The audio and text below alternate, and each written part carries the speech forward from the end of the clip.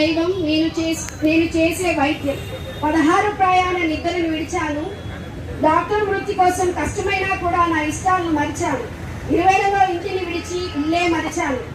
5 సంవత్సరాల అజ్ఞాతవాసం చేశాను. 5 ఇంద్రియాల క్రియలకు ప్రాణం పోశాను. కొన్ని వేల క్షణాలు నేను కష్టపడిన ప్రతి అక్షరానికి పురుడు పోశాను. నేను చేసిన ప్రయోగాల యాగాలకు నేనే ఆర్జ్యమయ్యాను. ఎన్నో కన్నీళ్లను చీకటి వాకిలి ముందు విడిచాను.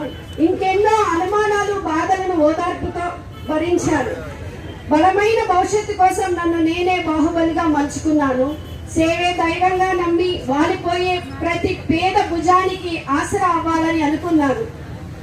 అంబులెన్సులు లేకుండా ఆయుష్ను నిలిపాను. అంబులెన్సులు లేకుండా ఆయుష్గా మారాను. మారుమూల గ్రామాలకు అమ్మోరు తల్లి అయ్యాను. పొత్తుపోయే పొలిమేరకు పోలేరమ్మలా కాచాను. సర్కారు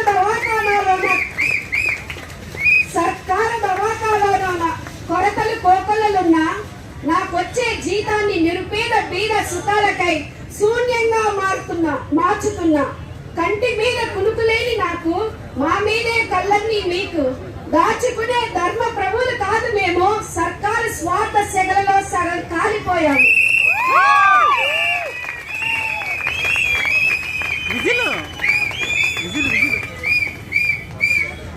మనిషి కులం చూడం, మతం చూడం, కుల మతాలకు అతీతం మా వైద్యం. మనిషిలోని మంచి చూడం, చెడు చూడం, మెరుగైన మందులే మేమిచ్చే నైవేద్యం. వృత్తి భక్తి ఉన్న మాలాంటి వైద్యులెందరో వింత వింత కష్టాలు వింతగా వీక్షిస్తే, సర్కారు కొలువుల్లో సమగ్రమైన ఉగ్రమే లేకపోతే, సమర్థులైన మమ్ము అసమర్థులుగా మీరు అభివర్ణిస్తుంటే ఊరుకుంటాయా ఉక్రోషాలు?